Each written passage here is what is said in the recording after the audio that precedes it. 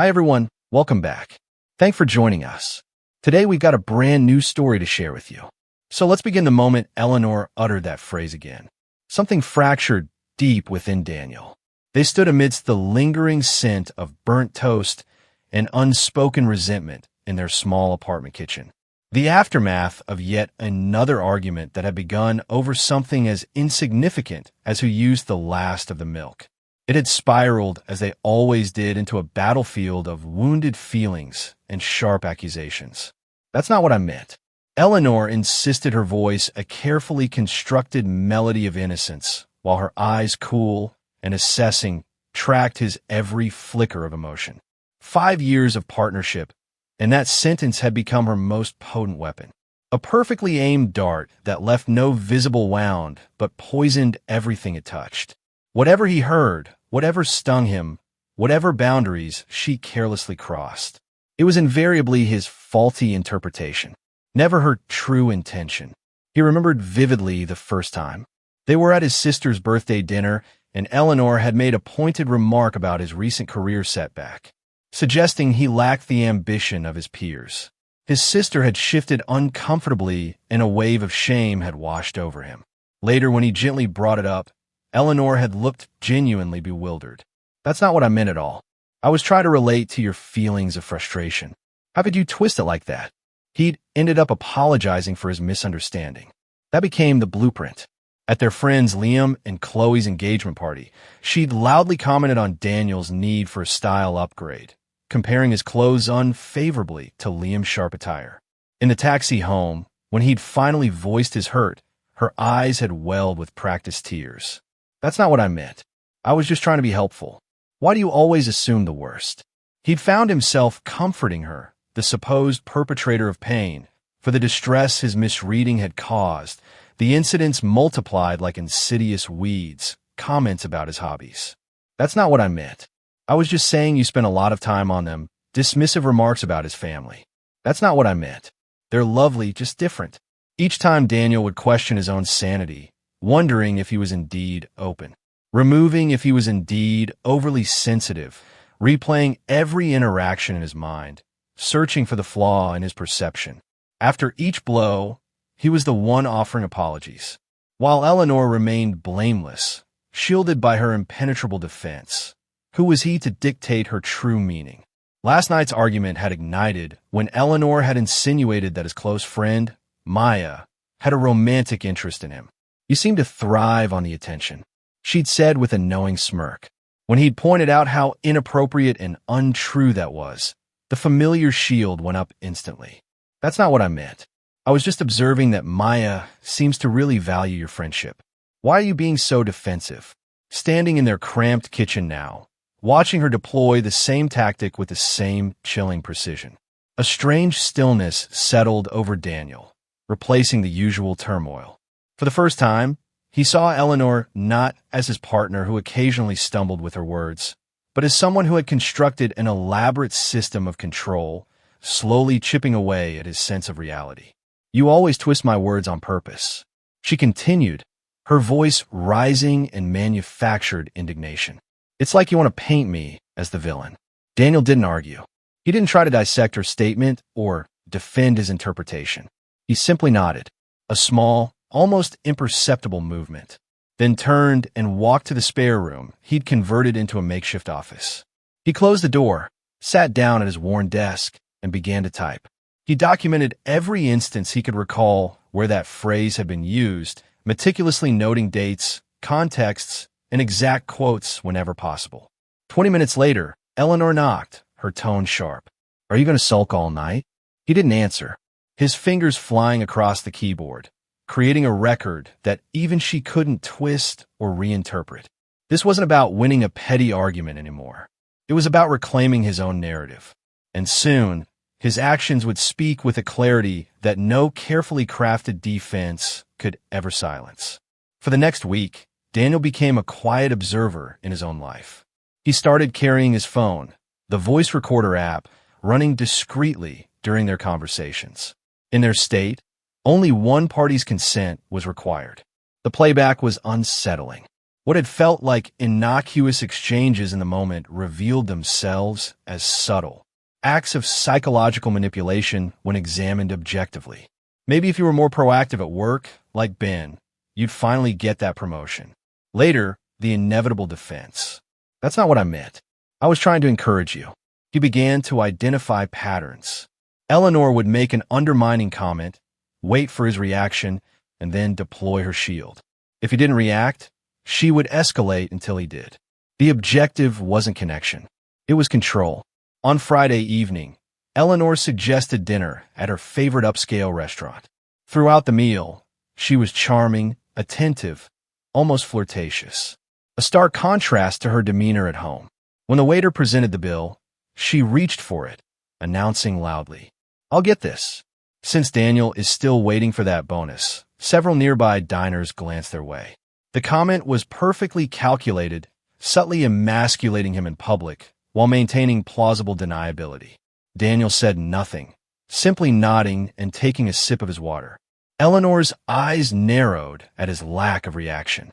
"What? Did I say something wrong?" "No," Daniel replied calmly. "Thank you for dinner." The drive home was thick with unspoken tension. Eleanor kept casting sideways glances, waiting for the explosion that didn't come. Finally, she broke the silence. "You've been distant lately. Is everything okay?" Daniel parked in their usual spot before answering. "I've been thinking about our communication patterns." "What does that mean?" Her voice took on a sharp edge, just that I've noticed a pattern. When I express that something you said has hurt me, you consistently tell me, "That's not what I meant." Eleanor crossed her arms. "So, I'm not allowed to clarify my intentions now. You'd rather I just let you misinterpret everything I say." "I'm not saying that at all, Eleanor. I'm pointing out a pattern." "This is absurd," she snapped. "You're analyzing everything I say like some kind of prosecutor. That's not what a healthy relationship looks like." "I agree," Daniel said quietly, opening his car door. Inside, the argument escalated. Eleanor paced the small living room, her gestures dramatic. "So now I have to walk on eggshells in my own home because you've decided to scrutinize every single word I utter." "I'm simply pointing out a pattern of behavior. A pattern of me defending myself when you twist my words." Daniel took out his phone, opened the recording app, and pressed play. Eleanor's voice filled the room. "I'll get this since Daniel is still waiting for that bonus." Then his calm reply. Her face shifted, shock giving way to face. "You've been recording me without my consent." "One-party consent state," Daniel replied evenly. "And yes, I needed objective evidence of our interactions." "Evidence? What is this, some kind of trial?" "This is insane. This is a complete invasion of privacy." He played another clip from earlier that week. "Maybe if you network more, you'd actually land a decent job." Then the familiar defense. "That's not what I meant. I was trying to be supportive of your career change." Eleanor lunged for his phone, but he moved it out of reach. "This isn't about catching you saying something wrong, Eleanor. It's about establishing reality. The reality is you're acting paranoid." She shouted, "Recording your own partner? What kind of person does that?" "Someone who's tired of questioning his own sanity." Eleanor's strategy shifted again. Tears welled in her eyes. "I can't believe you don't trust me." After everything we've been through, Daniel didn't flinch. "This isn't about trust, Eleanor. It's about truth. And the truth is you're becoming someone I don't recognize. The Daniel I knew would never treat me like this." She whispered, her voice breaking. Daniel met her gaze steadily. "The Eleanor I knew wouldn't need to say, 'That's not what I meant.'" After every hurtful comment, she stared at him. A flicker of understanding. Or perhaps just the realization that her usual tactics were failing. Crossing her face. Then she turned and stormed into their bedroom, slamming the door behind her. Daniel stood alone in the living room, a strange calm settling over him amidst the wreckage of their argument. The battle lines were drawn. She had her perfect defense. Now he had something more powerful, irrefutable evidence. The following days were a tightrope of unbearable tension. Eleanor alternated between icy silence and tearful accusations of his paranoia. Daniel maintained his composure, continuing to document their interactions while trying to maintain a semblance of his normal routine. Her inability to provoke him into their usual cycle of argument clearly unsettled her. Tuesday evening, a text message from his friend. Liam flashed on his screen. Need to talk. Tonight. There was an unusual urgency in his tone. Daniel told Eleanor he was heading out for a bit. She barely looked up from her phone. At their usual corner booth in the dimly lit bar, Liam looked uncomfortable. After some awkward small talk, he finally got to the point. Look, man, Chloe had lunch with Eleanor last week, and she said some things you should probably know. He explained that Eleanor had painted a disturbing picture of Daniel, suggesting he was becoming increasingly unstable, hinting at possible violent tendencies, and claiming she was afraid. She'd asked Chloe not to tell him, saying she was handling it. The strategic brilliance of Eleanor's move hit Daniel like a physical blow. She was laying the groundwork, creating a narrative where any evidence he presented would be dismissed as the desperate actions of a man teetering on the edge. A cold anger, unlike anything he'd felt before, washed over him. He took a deep breath and told Liam everything. The constant manipulation, the gaslighting, the recordings. He played a few key clips. Liam's expression shifted from concern to shock. Jesus, Dan, he muttered when the last recording ended. I had no idea. This is calculated. It gets worse, Daniel said, showing him recent text messages where Eleanor accused him of twisting her words when he quoted her verbatim. Liam shook his head. Chloe mentioned that Eleanor's mother has been saying similar things about her father for years. Like mother. Like daughter, I guess. That piece of information clicked something into place for Daniel. He'd always found Eleanor's mother's behavior towards her father strange. The casual cruelty masked by feigned innocence. The way her father had grown increasingly withdrawn and silent at family gatherings. A chilling glimpse into his own potential future. What are you going to do? Liam asked, his voice low. End it, Daniel replied without hesitation, but not before making sure everyone sees exactly what's happening.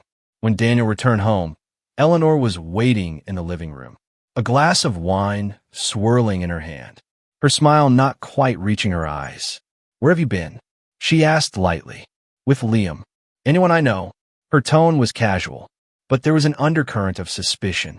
Yes, Daniel replied simply, offering no further information. Her fingers tightened around the stem of the wine glass. You're being very mysterious lately. Am I? I think I'm being quite transparent. Eleanor set down her glass. I've been thinking about our situation. I think we should see a marriage counselor. Predictable. Get an authority figure involved who would only see her polished exterior while he appeared defensive and unstable. I don't think a counselor can help with dishonesty, Eleanor. That's exactly what I mean. She exclaimed. You keep accusing me of lying when I'm just trying to explain myself. You refuse to believe that your interpretations might be wrong. I don't think recordings can be misinterpreted. Her expression hardened. Those selective little clips you've been gathering. That's not a representation of our relationship. That's you cherry-picking moments to fit your twisted narrative. Daniel nodded slowly, as if considering this. You know what? You're right. A flicker of relief crossed her face. That's why I've decided to be more thorough. He continued. I've been recording all of our conversations in full. No selective clips. No editing.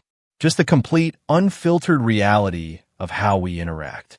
For weeks now, the color drained from her face. You've been recording everything. Everything, Daniel confirmed. I want those recordings deleted. She demanded, her voice shaking. All of them. Now. No, Daniel replied calmly. I don't think I will. She stood up, her hands trembling. You can't do this. This isn't legal. One-party consent state, Daniel reminded her. Perfectly legal. Her carefully constructed mask shattered then. No tears. No wounded innocence. Just pure, cold fury. You think you're so clever with your little recordings? Nobody will believe you. They'll see exactly what I want them to see. A controlling, paranoid husband who's losing touch with reality. Daniel smiled for the first time in weeks. Thank you for finally being honest. The look Eleanor gave him could have shattered glass. In that moment, they both knew the game was over. The only question was who would control the endgame. The annual family gathering at Eleanor. Parents' house arrived the following weekend. She insisted they attend together, likely assuming he wouldn't dare confront her in front of her family. What she didn't realize was that Daniel had chosen this exact setting for his endgame. During the drive, she attempted to lay down the rules. "Let's just put aside our issues for today," she suggested with forced pleasantness. "My family doesn't need to be dragged into our private matters." Daniel nodded without committing to anything. Eleanor's confidence was palpable. This was her territory where she'd controlled the narrative for years. When they arrived, she immediately transformed into her public persona. Cheerful, attentive, the picture of a supportive partner. Her anecdotes about their life together were carefully curated, painting herself as understanding and Daniel as slightly bumbling but ultimately lovable. Her father caught Daniel's eye across the crowded living room. There was something in his gaze, a flicker of recognition, perhaps a shared understanding of the reality distortion field they both inhabited. During dinner, Eleanor's mother dominated the conversation in a manner strikingly similar to her daughter, making subtly cutting remarks veiled in faux concern, then acting bewildered when anyone took offense. Daniel watched her father retreat further into himself with each interaction, his responses becoming monosyllabic nods. "So how are things really going with you two?" Eleanor's sister, Chloe, asked during a rare lull in the conversation before Daniel could respond. Eleanor jumped in. "Oh, we've had some communication issues lately. Daniel thinks I'm too critical." She laughed lightly, patting his hand. "I keep telling him, that's not what I meant. But he takes everything so personally." Several family members nodded sympathetically. Daniel noticed Eleanor's mother giving her a small, approving smile. "Actually," Daniel said calmly, placing his phone on the table, "I've been wanting to discuss that with everyone. I've been collecting some examples of our communication patterns that I think would be illuminating." The temperature in the room seemed to drop several degrees. Eleanor's hand clamped onto his wrist under the table, her nails digging into his skin. "This isn't the time or place," she hissed. "I think it's the perfect time and place," Daniel replied, his voice carrying clearly across the table. "Since you've already brought up our communication issues," Eleanor's mother intervened smoothly.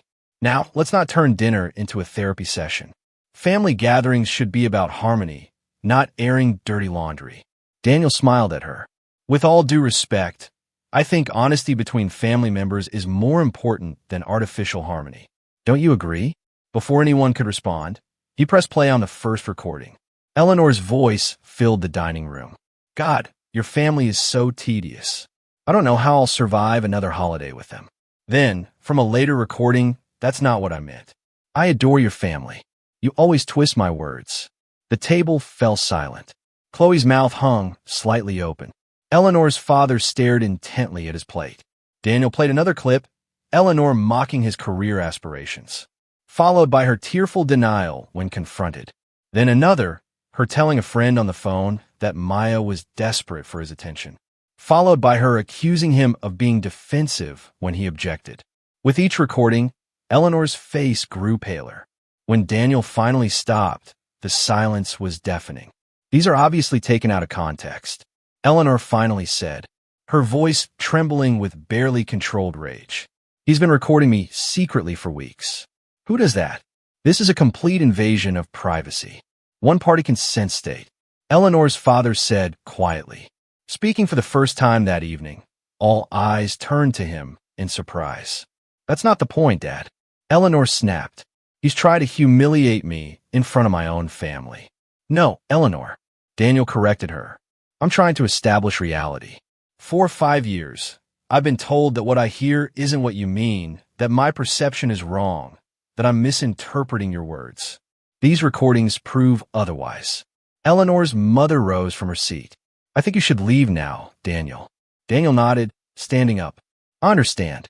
But before I go," he placed a small USB drive on the table.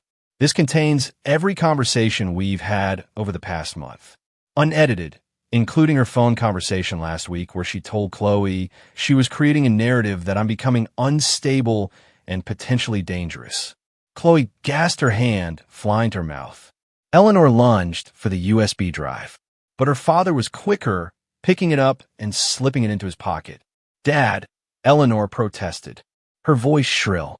He looked at her with a profound sadness that spoke of decades of similar experiences. "I think we should hear everything." Daniel walked toward the door, turning back one last time. "I'm not trying to win anyone to my side.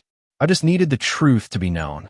As he stepped outside, he heard Eleanor's shrill voice rising behind him, the familiar refrain echoing in the night air. "That's not what I meant." For the first time in years, Daniel smiled genuinely as he walked to his car. Let her try to explain those recordings away. His actions had finally spoken louder than any defense she could muster. He checked into a nearby hotel that night, turning off his phone after sending a brief text to Liam explaining what had happened. For the first time in years, Daniel slept peacefully without the constant hum of self-doubt and the endless analysis of every interaction. When he turned his phone back on the next morning, it buzzed incessantly with missed calls and messages. 27 missed calls and dozens of texts sung from Eleanor, ranging from furious accusations to tearful pleas. Several from her family members, Chloe expressing shock and concern, her father asking to meet privately. Even Eleanor's mother had called, though she hadn't left a message.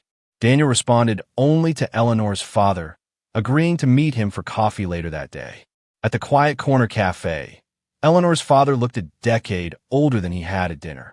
His shoulders were slumped, as if carrying an invisible weight. 42 years, he said without preamble as Daniel sat down. "That's how long I've been married to her mother." He stirred his coffee slowly, his gaze distant. "When you played those recordings, it was like hearing my own life. The same phrases, the same tactics, the same damn defense." He finally looked up, his eyes tired but clear. "I convinced myself it was normal that all marriages had these challenges, that if I just tried harder to understand her perspective, things would improve." Daniel nodded, a profound understanding passing between them. "I stayed for the children." Eleanor's father continued, his voice low. "Then I stayed because leaving seemed more difficult than enduring.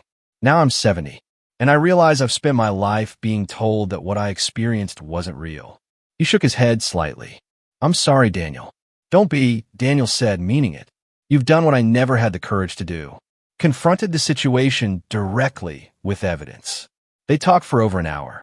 He shared fragments of his own history with Eleanor's mother, how the pattern had started subtly, then tightened its grip over the years, how he'd eventually learned to silence his own voice to avoid the inevitable distortion and denial.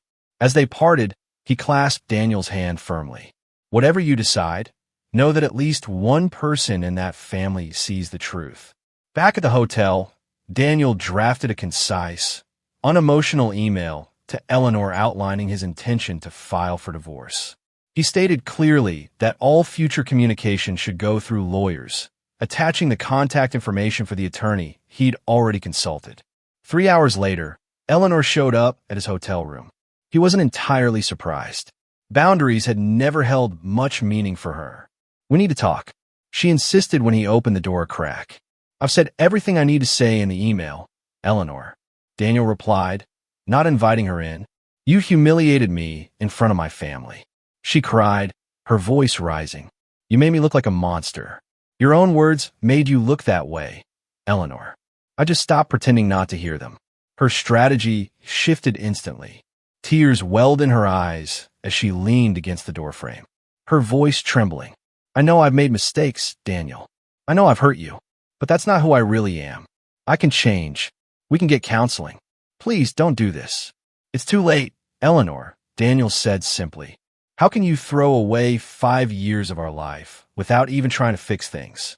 Her performance was Oscar-worthy, a display of vulnerability that would have shattered him just weeks ago. "I've been trying to fix things for 5 years, Eleanor. Every time I expressed that something hurt me, you told me that's not what I meant. Every time I pointed out a pattern, you accused me of misinterpreting. There's nothing to fix because you don't believe there's a problem." Her tears vanished, replaced by a flash of cold fury. "You think you've won, don't you? You think my family will just take your side after one dinner with some doctor recordings? I don't care whose side anyone takes, Eleanor. This isn't about winning. It's about refusing to participate in a relationship built on manipulation. You'll regret this," she hissed, her eyes narrowed. I'll make sure everyone knows exactly what kind of man you really are. Daniel smiled slightly. More recordings might be necessary then. That stopped her cold. She stared at him, calculating her next move. Finally, she straightened up, composing herself. Fine, have it your way. But don't expect this to be easy. I'm entitled to half of everything. Speak to my lawyer, Daniel replied, closing the door gently but firmly. Through the door, he heard her final, desperate attempt. That's not what I meant about the money. I was just stating facts. He didn't respond. There was nothing more to say. The divorce proceedings were as contentious as expected. Eleanor alternated between portraying herself as the victim of an emotionally abusive husband and vehemently claiming she'd never meant to hurt him, that he'd simply been too sensitive. Her mother staunchly supported her narrative. But something had shifted within the family dynamic. Eleanor's father, though not openly hostile to his wife, offered quiet, truthful answers about the patterns of behavior he'd witnessed throughout Daniel and Eleanor's marriage. Chloe, after listening to more of the recordings in private with her father, reluctantly admitted to seeing similar patterns, but had dismissed them as normal marital friction. Daniel's attorney strategically played excerpts from the recordings during key moments.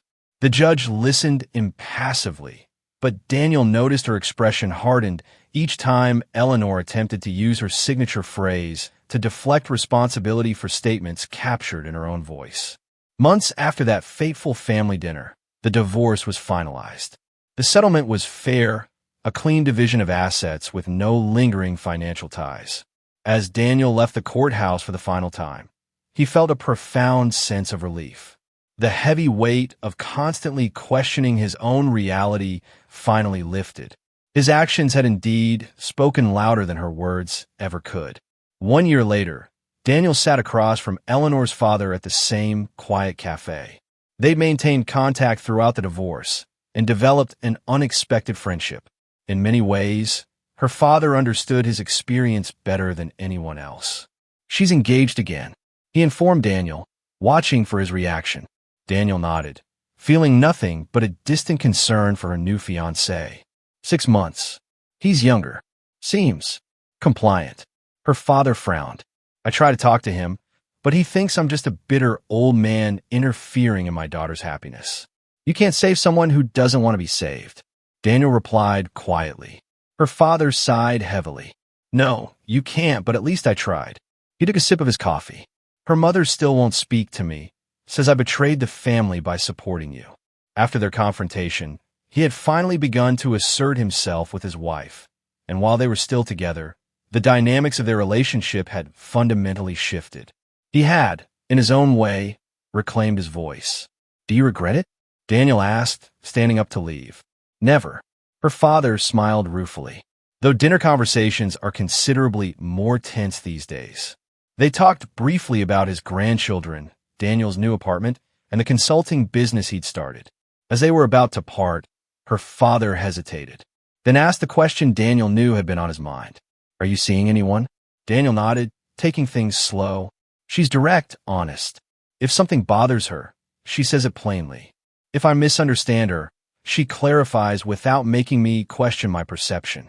Sounds terrifying. Her father joked, but his eyes held a genuine warmth. It is, Daniel agreed, a small smile playing on his lips. And wonderful. Later that evening, Daniel received a text from an unknown number. It was Eleanor, despite changing his number twice. She always seemed to find a way. Heard her dating someone.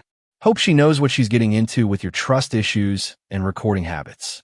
Daniel didn't respond, but he saved the message. Old habits he thought died hard. Then he blocked the number again. His phone rang almost immediately. It was Liam calling with a warning. Just a heads up, mate. Eleanor's been contacting people in our circle, telling them you were emotionally abusive, that the recordings were manipulated, that you're potentially dangerous. Let me guess, Daniel said dryly. That's not what she meant if confronted. Exactly, Liam confirmed. Classic move. Daniel thanked him for the warning, but he felt strangely detached. The opinions of those who chose to believe Eleanor's revised history without question were no longer his concern. The revelation that had changed everything for him wasn't just about Eleanor's behavior. It was about his response to it. For years, he tried to reason with someone who had no interest in reason, to establish mutual understanding with someone committed to distorting reality, to find compromise in a power struggle. His mistake hadn't been a failure to communicate better. It had been continuing to play a game rigged from the start. The lesson had been costly. 5 years, legal fees, countless hours of therapy to rebuild his sense of self. But the freedom he'd gained was priceless. 2 weeks later, Daniel was having dinner with his new girlfriend, Sarah, when he overheard a familiar phrase at a nearby table. A woman was telling her partner, "That's not what I meant," in the same tone that had become so intimately familiar to him. He watched as the man's face fell as he began to apologize for misunderstanding. Daniel recognized the pattern instantly. The woman's confidence, the man's uncertainty, the subtle shift in power, establishing who defined reality in their relationship. For a fleeting moment, he considered intervening, warning the man, showing him the potential future that awaited him. Instead, he reached across the table and took Sarah's hand. "There's something I want to tell you about my marriage," he said quietly, his voice low but honest. "Something important."